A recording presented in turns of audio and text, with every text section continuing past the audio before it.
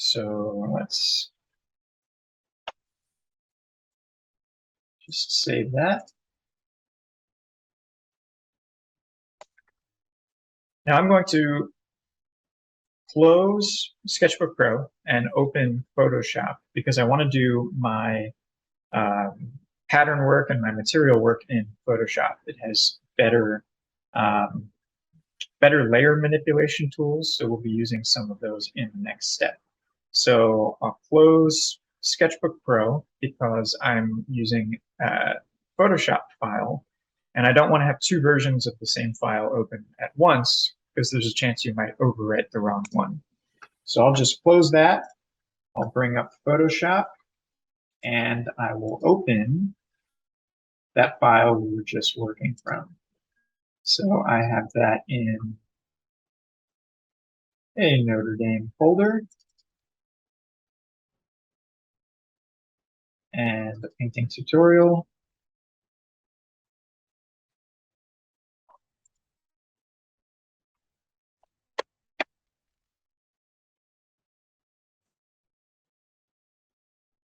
And I see my line work here. You'll also notice in Photoshop that we don't have a background anymore. So Sketchbook Pro fills that in for us. Photoshop, we got to put in ourselves. So I go to Edit on a new layer. So down here at the bottom, I do Edit, Fill, and I can change this to white. So I'll just keep that on the bottom of my document for when I'm working in Photoshop. So in doing presentation level renderings, so these are probably the highest level renderings that you would do, I like to do all of my base colors and materials first. I find that it saves me some time in doing my shading when I put in shadows and highlights if I already have some of that base material in there. So I will just create a new folder here, and I'll call it materials.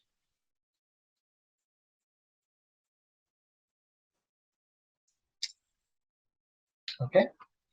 And I went on Google Images and I just searched for large image sizes for different things that I might want to use. So I've got a nice leather here that I was able to find. Pretty good detail, high resolution.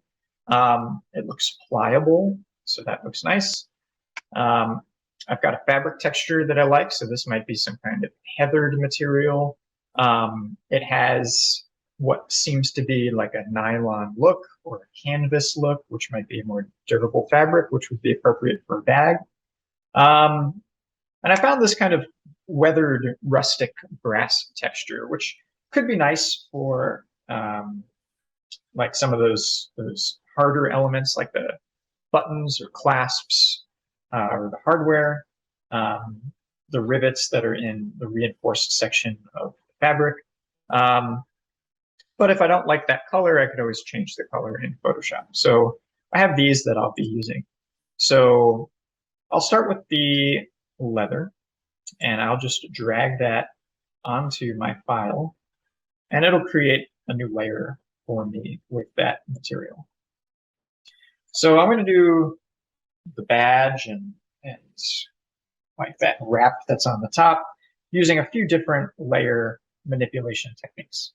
So I'm first going to scale it, getting the size of the texture to be appropriate for where it is.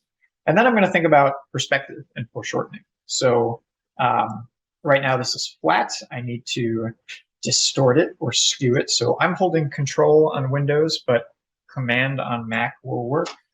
And I bring this out into the perspective that I want. And I'll also pinch the back edges because we'll want to match the foreshortening that we have in our sketch.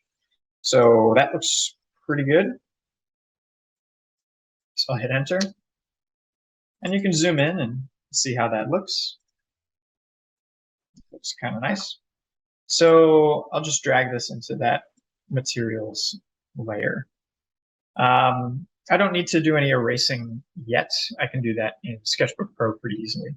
So I have that one texture. I'll add it again to do the handle up at the top.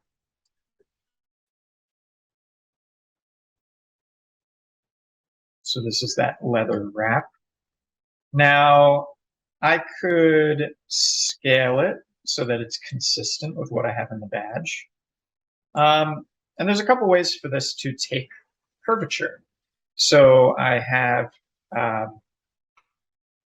first one easy tool that I like to check is transform and warp. And you'll see that this gives you a grid pattern here.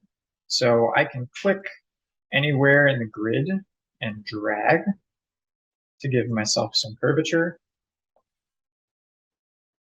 I can also click on the endpoints because I have these handles that I can use. Much like the Bezier handles of the pen tool in Illustrator, I can use this to take on some curvature.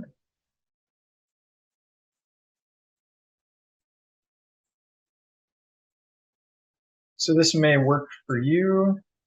You know, you can kind of play with it a little bit to get it into the right shape. So that looks pretty good. But there's another way as well that you might prefer. So let's drag that in again. Scale it. And then if I go to Edit, Transform, Warp again, there's some presets up at the top up here. So custom would be if we were to drag it ourselves, but there's other things, other shapes we can encourage that layer to go into. So an arch might be nice for this feature. So you can change the bend radius or the percentage. So 50 looks pretty good, but if I want less, I could go 20%. If I want more, I could go 80%. But 50 looked all right. So I'll just hit check on that and Control T to rotate.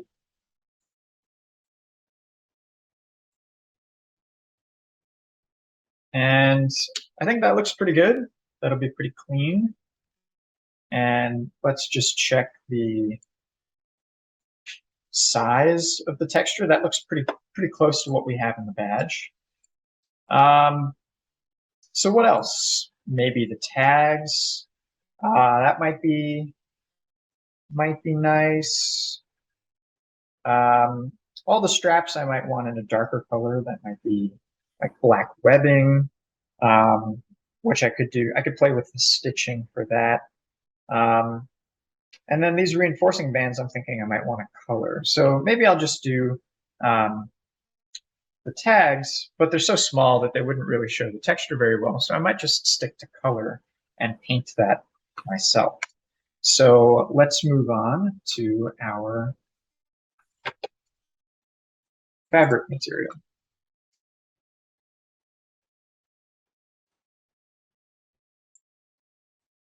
So I'll first scale it up.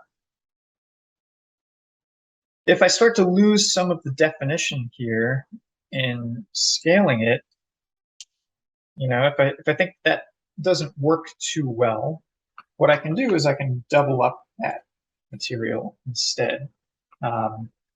So I have this here. I can hold Alt and Shift to drag it over and essentially extend that. Now I have this text here, which I don't like, so I'll just rotate that away. And we'll see how that looks. That looks like one continuous texture. So I like that, so I'll just merge those together. And I'll drag it underneath my line work. And this might give me better resolution on that texture. So I go to transform this, drag it to extend this panel.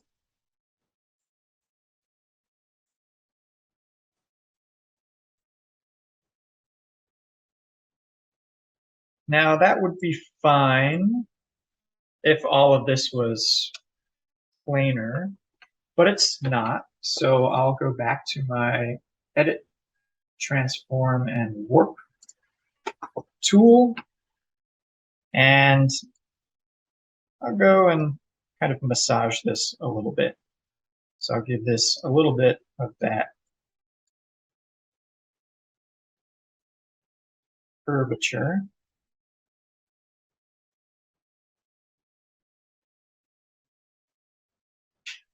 And I'm just looking at where I have these lines to show where there might be some drape and sag. You can see that my pattern's getting distorted over here, which is kind of nice because that emphasizes the fact that this material curves.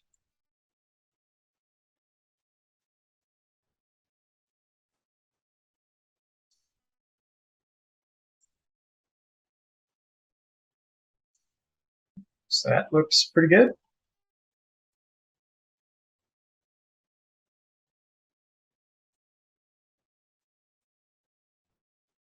Now I'll hit enter when I'm done.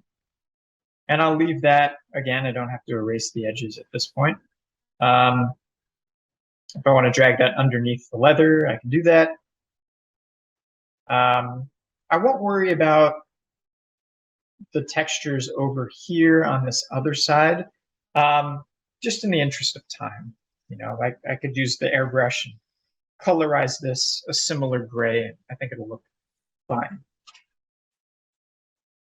So we'll say that that's good for those things. We can play with our texture for the hardware. Now these are pretty small elements, so you probably won't see too much of this. I'll just shrink it in scale because this is quite a large texture. So I want it to look accurate for the size that I'm portraying here. And I'll just make a duplicate over here for that other side. What I will do, because these don't overlap, is I'll just merge these so any layer changes in terms of hue, saturation, and color will get made consistently for these two. I'll do the same thing for the leather, which are these two, and I'll just merge those together too.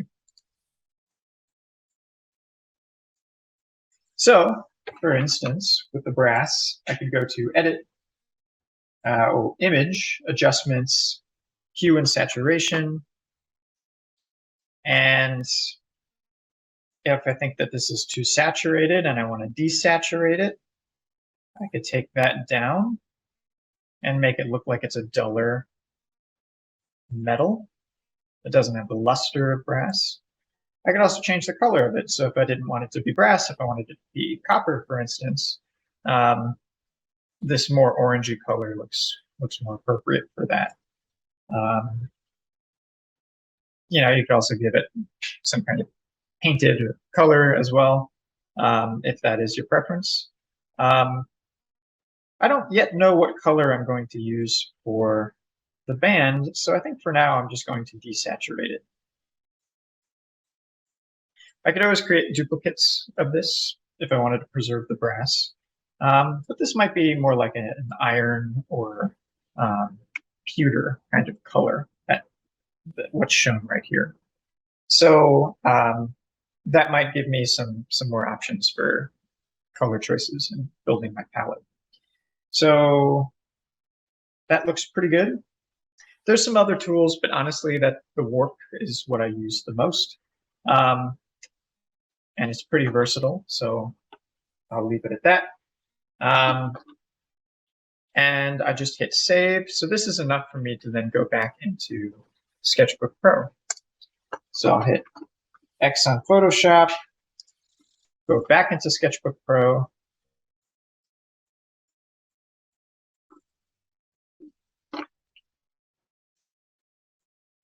reopen that same file, and I should have all of my materials and all of my layers how I had them in Photoshop. So there we go. So now at this point, I can use my eraser and clean up some of these edges.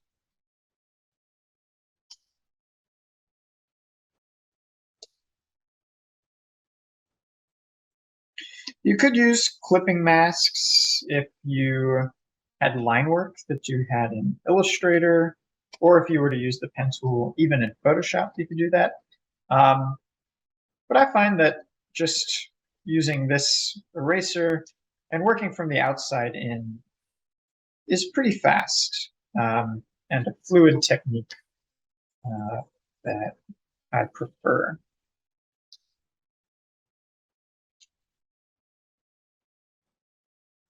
All right, so now onto the leather. Again, I go from the outside in.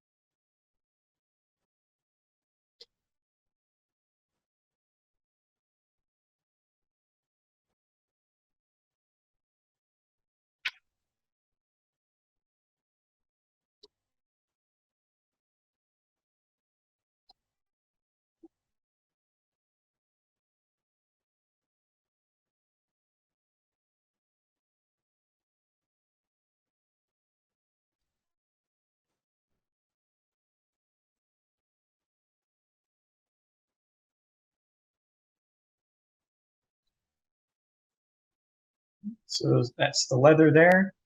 And now fabric.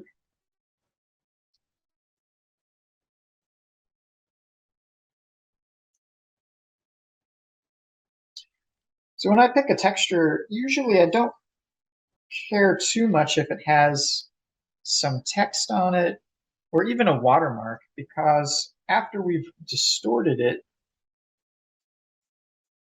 you can plan your layers so that text is off of your piece, or the watermark is pretty faint or low contrast.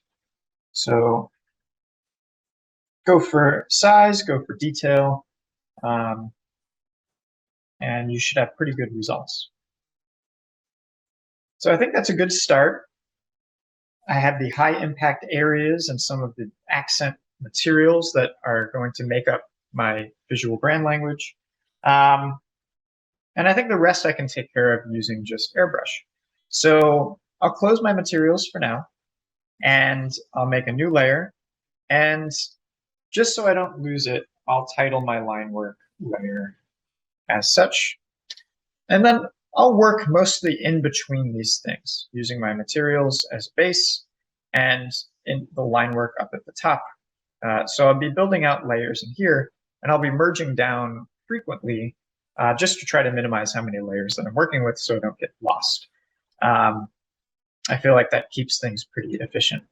So first thing I'll do is create a layer that might have my other base colors. So things like the black with straps or the skid, and maybe the gray here.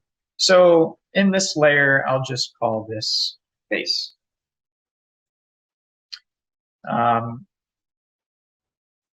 So I'll just work iteratively here. So this technique is called overpainting. Called that way because we use large brushes and we paint outside the lines. And we use the eraser just to knock back to within the bounds of our line work. So the advantage of this technique is you get even washes of color, and it's pretty quick to do. Now, the reason we do this instead of using the paint bucket, the fill tool, or the magic wand is because often our line work is disjointed. It's not defining fully closed forms.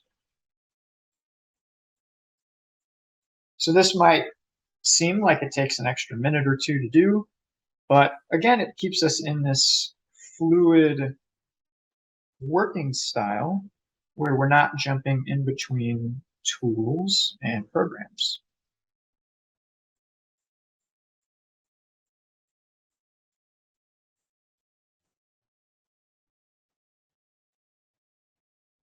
So all I did was drop the opacity a little bit so I can see my line work.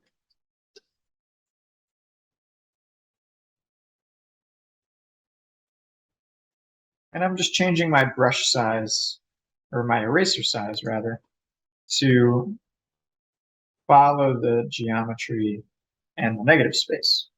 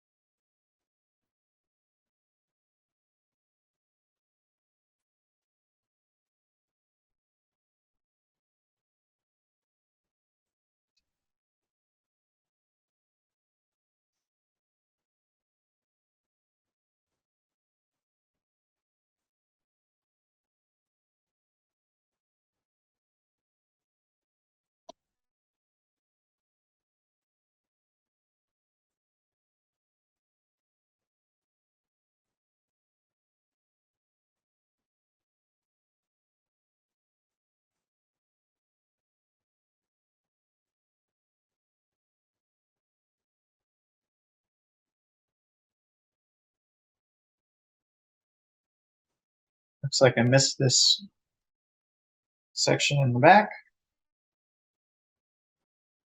So I go fill that in.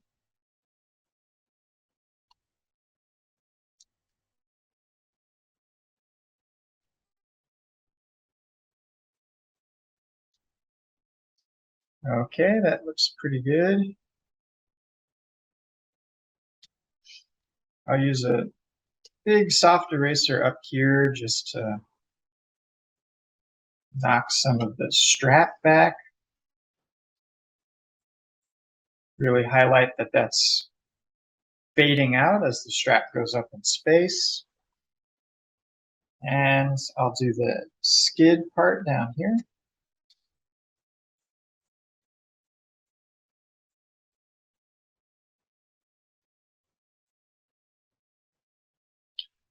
And same thing, I'll just go around the perimeter.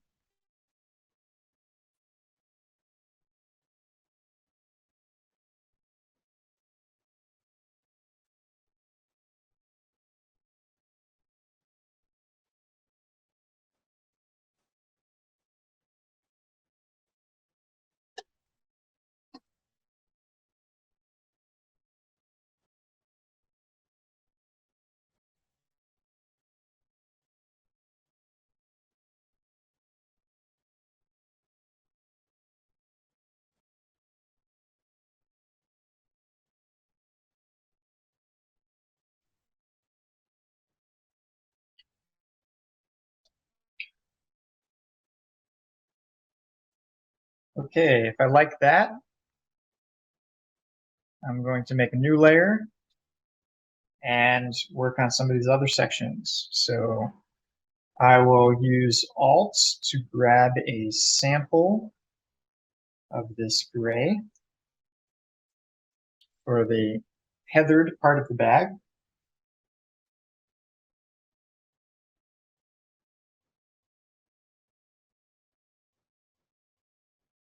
And I'll fill in there.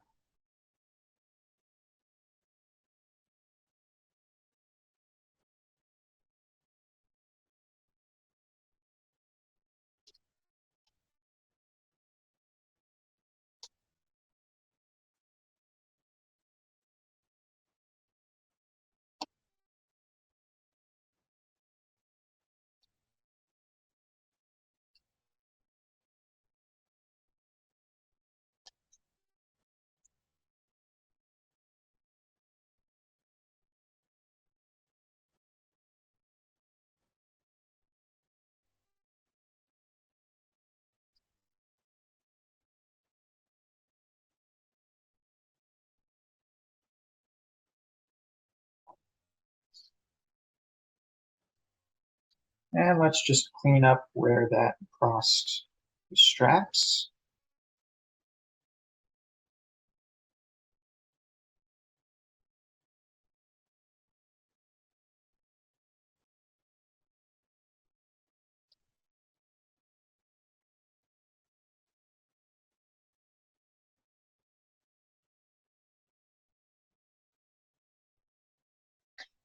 And if I need to patch any areas that I erased too much, I just use the pencil there. So I can turn the layer on and off, just check my work. That looks pretty good. And I'll just play with the opacity a little bit to see if there's a better opacity match with that pattern. I could have grabbed a light area of the pattern or dark area of the pattern, but that looks pretty good. So I'll just merge down, like I said, because I'm building out that base color. So create a new layer, and maybe I'll do the same technique for these leather tabs. So working on a new layer is important because then you're not erasing the content underneath.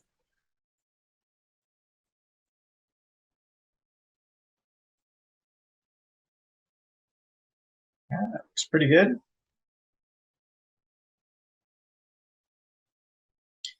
The other advantage of doing this is you can kind of see at a distance how your color palette is shaping up with your materials. So if there's anything that's clashing, it's pretty easy to change at this stage if you just go back into the hue and saturation and make those changes there. So that looks pretty good. And the fact that it doesn't have the texture, there's not really anything lost there because these features are small.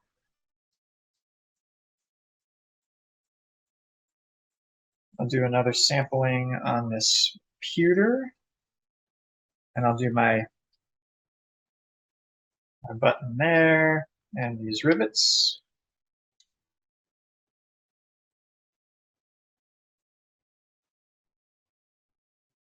That looks pretty good. I'll just have a little bit of overspray to clean up, but not much. And then let's do a color accent for our reinforcing material. Now, you might want to try a few things first.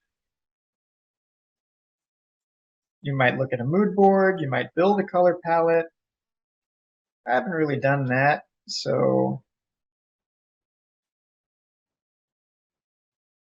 I might just pick something and run with it. So double check, make sure you're on a new layer here. And you can see immediately how that color is playing with the rest of what's on the page. I think that might be a little too saturated. So I'll go to hue, image, or edit image, hue, and saturation. Now Photoshop has better a better interface for doing this, because they bring in the entire image rather than just that layer. But you can still get a sense for what you're working with. I might want to take the saturation down a little bit and work with a paler blue.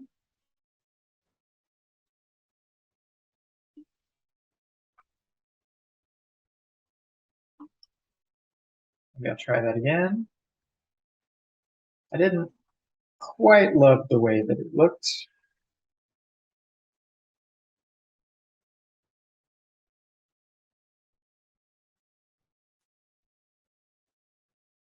So this is really where the advantage of doing this in Photoshop helps. I think that's a little bit better. And I can always change this later on. So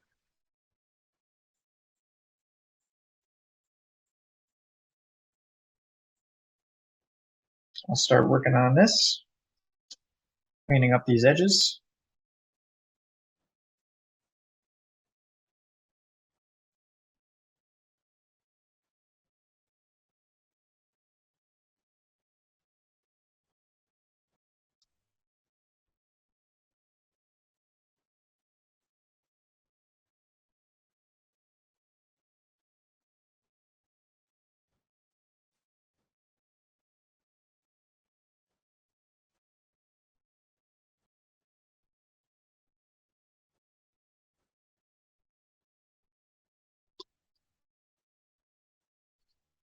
And there we go.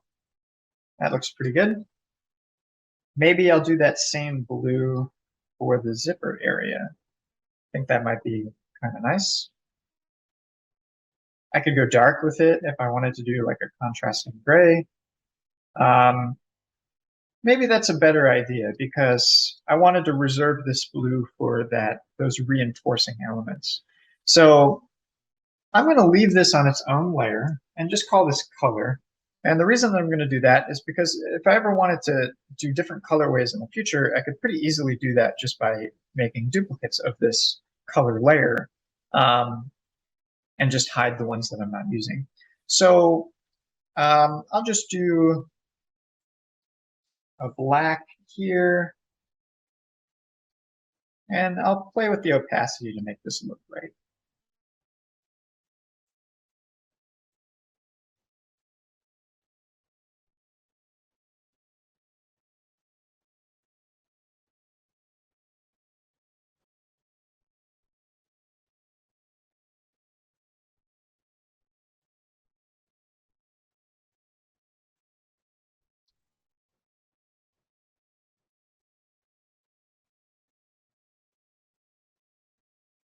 All right, I think dark actually looks pretty good. Somewhere like that. A lighter gray should be around there. I think that also looks good. But I'll leave it around there. Maybe a little darker than that.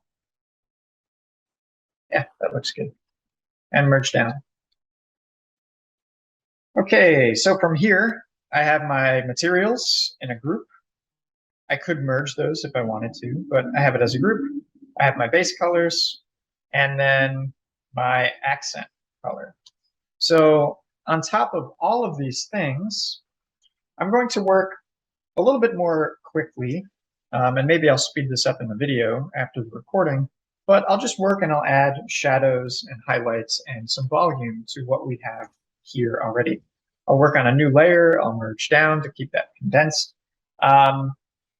And yeah, I'll just move around the form, going from larger features down to smaller details.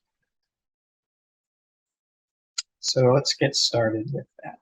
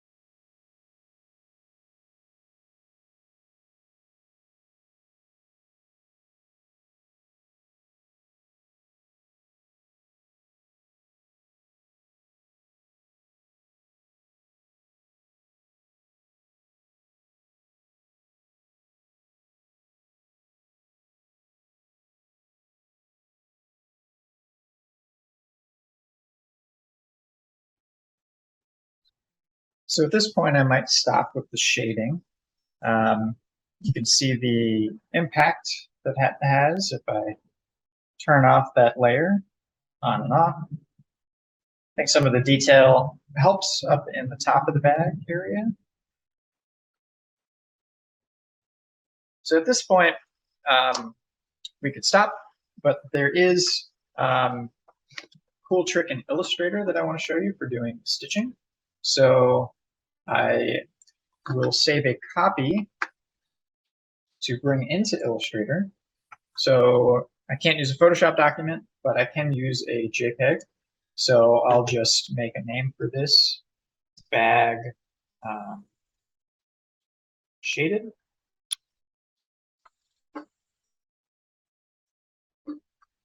And I'll only really use this for working in Illustrator. So I'll go open. And in that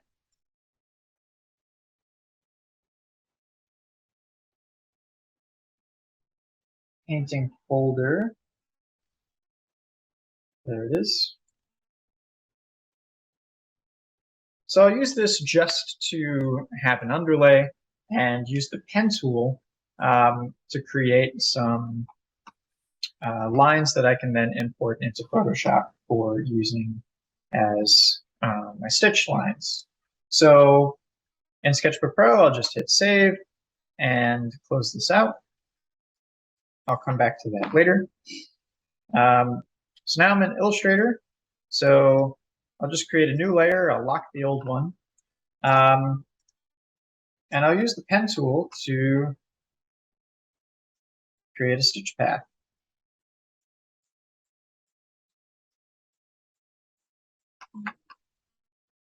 So I don't need a fill color. I do need a stroke color, and I want to be able to see it well. So I'll just make it something temporary, like that. And I'll use my handles to line up my stitch. I'll hold Alt to quickly make a copy of that.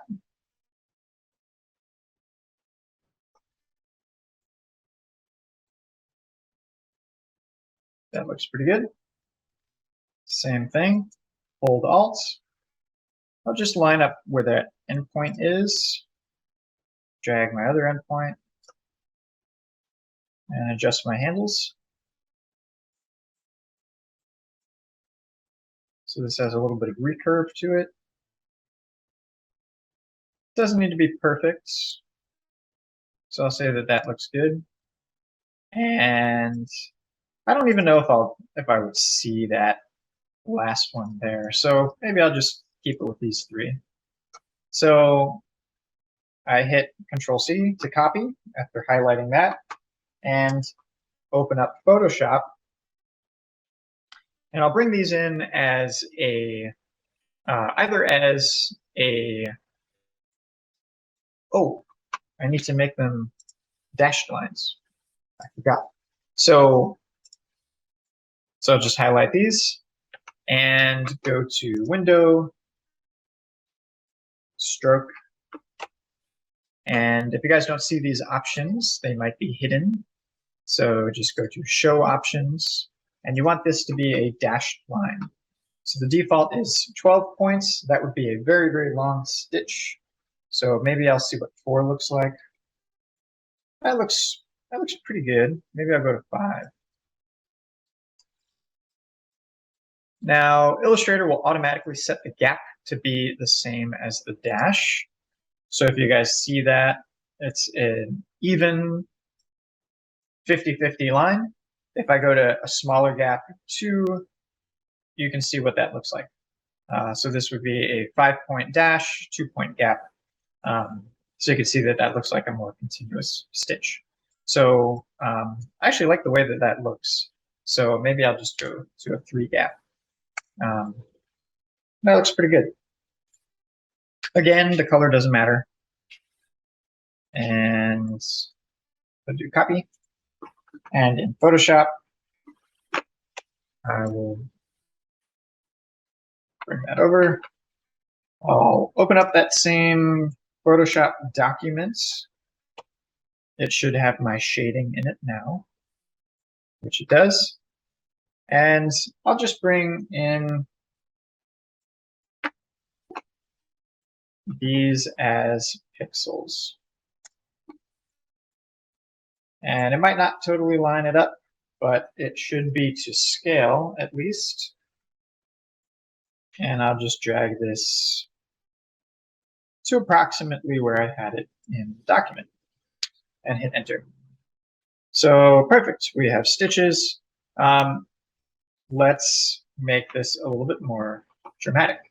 So I can double this up by duplicating the layer and hit OK. So it's a little bit darker, not terribly, but some. So I'll just merge. And I'll get rid of the pink at this point. So I'll go to Image, Adjustments, Hue, and Saturation. And if I wanted a contrasting color, I could change the hue, or a complementary color, like if I wanted to pick up on that blue. You know, I might be somewhere in this space, right? Lower the saturation a little bit, which could look pretty nice. But let's say I wanted white. So white would be no saturation and lightness up. Or maybe like a light gray. Light gray would let me show highlights and contrasts. So let's do that. So I have that here. Very good. Okay. And I'll just use my eraser over here and get rid of these.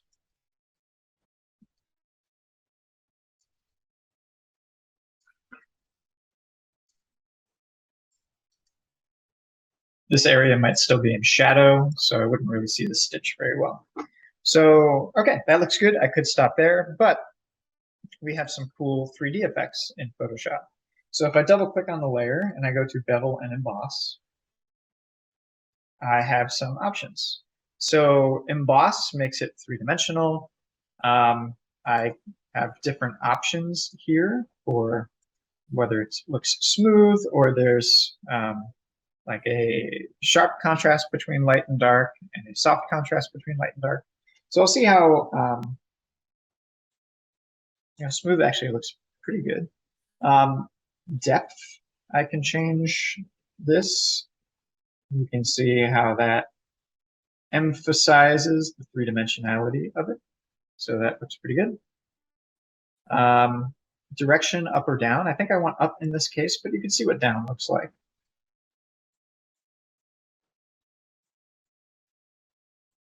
I can't really detect too much of a difference. And you can change size of the feature. You're going to want something pretty low because stitches are pretty small. So they're not going to be a tremendous amount of pixels in your image. So 2 or 3 will work fine. And then you can change the lighting. So where your highlight is will probably be dictated by your light source. So mine's kind of coming in from the top generally. I haven't really shaded it too specifically. So you want it up, but you might want to just click around a little bit, see where your highlights and shadows seem to read the best. So I think somewhere around there looks pretty good. And you can play with the darkness of your shadows and the brightness of your highlights. So I think this looks pretty good. There's some other features that you can play around with here, but I think that looks pretty good. We can turn on our preview on and off just to see what the impact of that is. And overall, I think that looks pretty good.